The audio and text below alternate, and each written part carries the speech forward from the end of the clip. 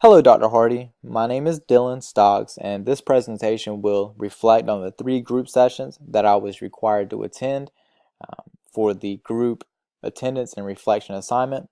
And this assignment is for the Social Work 5580 groups course. To begin, the 3 groups that I wanted to attend are a Narcotics Anonymous group, a alcohol education class, and a staff meeting. The Narcotics Anonymous group was located at the Offender Resource Center in Lumberton, North Carolina. The alcohol education class is located at Palmer Prevention in Lumberton, North Carolina. And the staff meeting was located at Offender Resource Center in Lumberton, North Carolina as well. Fortunately, I was able to get in contact with the director of this agency since I did complete my undergraduate internship there. These 3 groups varied greatly in type, structure, and purpose, and this is something I wanted to intentionally experience because the group settings were so different and the processes were so different as well. So for the Narcotics Anonymous group session, I found this to be a very interesting, the most interesting group that I had attended out of the 3, just because I had a lot of misconceptions about how the group would run and function, and a lot of those were disproven whenever I did observe the group. The group was begun by a chairperson who I thought would have been the leader for the entirety of the group, but the chairperson actually led the group into a serenity prayer, asked if there was any voluntary monetary contributions to the group, and asked if there was any new members in attendance that would like to share their story and why they were in attendance today or for that group. One new member actually raised their hand and shared their story, and it was a very lengthy story, and actually admitted to using and being under the influence at the time of the group session. And the group members were very welcoming and very comforting and very supportive and understanding. Understanding is the word I was looking for. They were just happy that that individual was there, that they made the effort to take and took that step to come to class, to come to this meeting. And I don't think I mentioned it before, but there were about 20 members in the session. This was an open self-help group, and the environment was not bad. It was in the back of the Offender Resource Center. There was the 12 steps on the wall, as well as the Serenity prayer, both as posters, and there were rewards, symbols, and tokens that track the progress of different members. And this was a very group-centered session, because after that new individual shared their experience of why they were there, the chairperson did not say anything else. They thanked the individual for sharing, and then opened the group up to whoever wanted to talk. So it entered into a free-floating discussion, but not in the sense that members were talking to each other back and forth, more or less in the sense that whoever wanted to talk could talk and share. So silence was utilized frequently. At one point, there was a very long pause. I mean, everyone was just sitting in the room quiet. You could hear a pin drop. Sorry for the analogy, but it was extremely quiet, and it became awkward to me because I hadn't experienced something like that. I didn't know what was going on, what was anyone supposed to do, and so forth. But it was just time for members to be together and be comfortable with each other, that whoever wanted to share could just share, and whenever they were ready. So I think about 8 members shared out of the members present, and each shared a very lengthy story, and they would talk about their past, their present, and what they plan on doing. And I could see this being a very helpful group for individuals going through addiction. But the cohesion was high and seemed to be a very high attraction towards the group as well, mainly resulting from the comfortability. There were strong group norms present as well, and I don't know necessarily all of those, but the silence exemplified this because I surely did not know what to do, but the members seemed to. No one had to mediate or regulate the group. The group just ran itself, and it worked very perfectly. There were no subgroups or monopolizers, as each person spoke when they needed to speak, one at a time. The next group that I attended was a open educational group, which was an alcohol education class.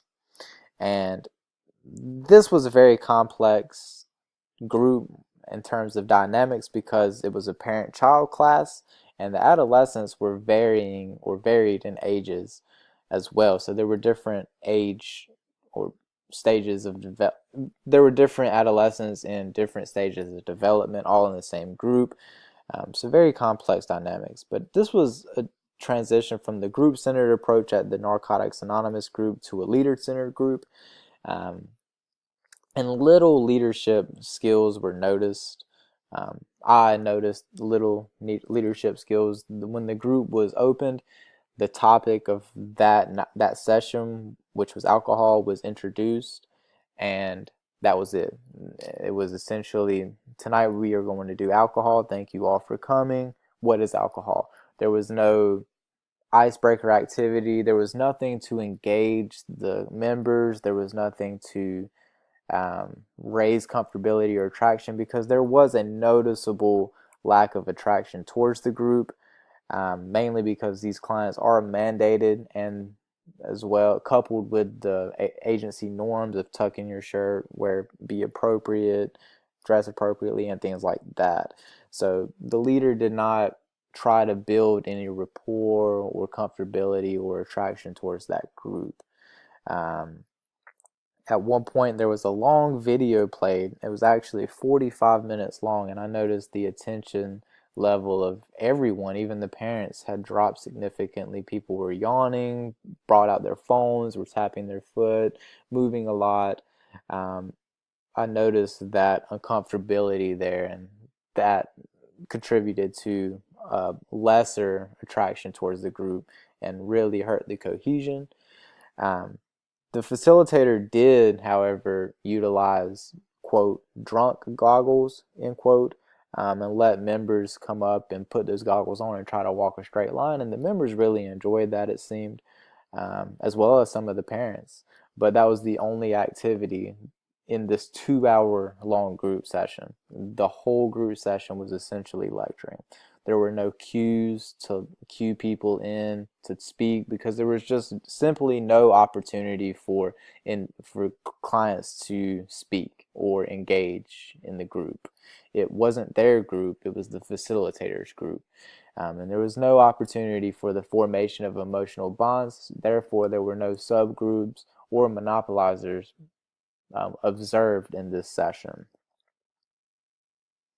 The third group that I attended was a staff meeting, and this staff meeting was a different group from the educational and the self-help group. This was a staff group, more specifically a task group, more specifically a staff development group, because the facilitator wanted to engage the employees there and see if there was anything that he could help them with or anything that the co-workers could help each other with and so forth. But it was a very crowded environment. It was a small room. There was 2 rectangular tables and not enough seats for everyone there. And there were a lot of people there, meaning that it was a multidisciplinary meeting. There was police officers, social workers, psychology, counselors, substance abuse counselors, and so forth. So it was a complex dynamic there as well. But this was also a leader-centered group in that the facilitator entered the room, asked how everyone was doing, and actually completed a round-robin activity of asking everyone to go around he cued the person to his left to begin by saying something positive that happened in the past week, and it went around the whole room. Everyone did say something positive. However, the leader did not model that activity, which was something that I would have done personally. But it did seem to lighten the mood. Everyone was a little bit happier. This meeting occurred at 9 a.m. in the morning, so people were tired, and so the spirits were lifted. The leader did also utilize humor a lot, which I thought was interesting, but essentially it was a 25-minute group session. The leader reiterated reiterated and reflected on the events of the previous week, and then stated the plans for the upcoming week, and then opened up discussion to the group of if there was anything that anyone needed help with, but there was no discussion that occurred that I witnessed. There were no subgroups or monopolizers observed as well. Like I said, it was a very quick group and very different. I just wanted to participate in one of these staff meetings because my agency does not hold those due to the lack of employees. But overall, there seemed to be a good attraction toward the group, and the cohesion was high as well. Um, Afterward, people did talk to each other. Everyone seemed comfortable in the group, and I don't know if that was just because some had been there longer than others, or if the facilitator made them feel that way due to the humor and things like that. Um, but overall, I am very happy to have attended all three of these group sessions. They were all a great experience, and it provided me insight onto different leadership skills and different leadership capabilities and different group processes as well as different group settings. So I was exposed to a lot of different things here, which all is being absorbed by me so that I can regurgitate it in my own facilitative manner. Um, Me being an outside observer of these sessions, it allowed me to focus more closely on the group dynamics and the leadership skills. So, furthermore, I was able to notice some subtle nonverbal communications that I may have missed if I was facilitating, which also exemplified to me that I need to improve my awareness when I am facilitating. Um, but overall, this was a great experience, and I thank you for the opportunity, Dr. Hardy, and all of the knowledge you have shared. Thank you.